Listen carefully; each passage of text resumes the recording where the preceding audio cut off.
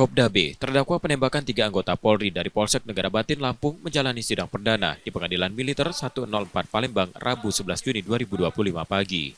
Sidang mengagendakan pembacaan dakwaan oleh Auditor Militer 105 Palembang. Dalam dakwaan, Kopda B didakwa melakukan pembunuhan berencana, melanggar undang-undang darurat, serta perjudian. Ancaman hukuman maksimal yang dikenakan adalah hukuman mati.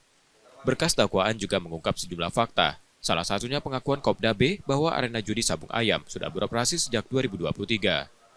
Untuk menjaga keamanan lokasi, ia disebut rutin memberikan uang senilai Rp200.000 hingga Rp500.000 pada oknum anggota TNI dan Polri yang datang ke tempat perjudian tersebut.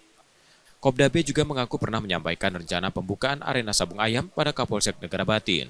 Terdakwa juga memberikan sejumlah uang kepada beberapa anggota TNI dan Polri yang datang ke tempat lokasi perjudian, karena dalam setiap tempat menyelenggarakan perjudian dapat dipastikan ada yang datang. Karena itu terdakwa memberikan masing-masing kepada setiap oknum tersebut uang sebesar Rp200.000 sampai Rp500.000 jika ramai pengunjung yang bermain judi, dan uang yang diberikan terdakwa sebut sebagai jatah uang bensin. Pada hari Minggu tanggal 16 Maret 2025, terdakwa dan satu datang ke kantor Polsek Negara Batin menemui Kapolsek Negara Batin atas nama Ibtu Lucianto Esa. Saat bertemu terdakwa dan satu memberitahukan Ibtu Lucianto Esa dengan maksud minta izin untuk mengadakan perjudian Sabung Ayam dalam event besar atau menggunakan undangan. Pada hari Senin tanggal 17 Maret 2025 di lokasi yang biasa digunakan, yaitu di Umbul Karangmanik, Register 44, Kecamatan Negara Batin, Kabupaten Waikanan. Namun saat itu Ibtu Lucianto Esa hanya berkata hati-hati dan jangan bikin keributan. Namun pihak keluarga almarhum melalui kuasa hukumnya membantah tudingan itu. Mereka menyatakan tidak pernah ada pertemuan antara Kopda B dan Kapolsek selama insiden penembakan terjadi.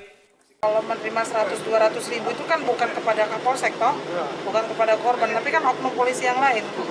Itu kan kita tidak mau mengaitkan ke arah situlah. Itu kalau misalkan tadi bilangnya Kapolsek mengizinkan dan hati-hati, harus kita buktikan gitu, dan kita bisa buktikan bahwa hari itu Pak Kapolsek tidak ada di tempat gitu. Nanti kami akan upayakan untuk meminta tambahan saksi yang membuktikan bahwa Pak Kapolsek saat itu tidak ada di tempat.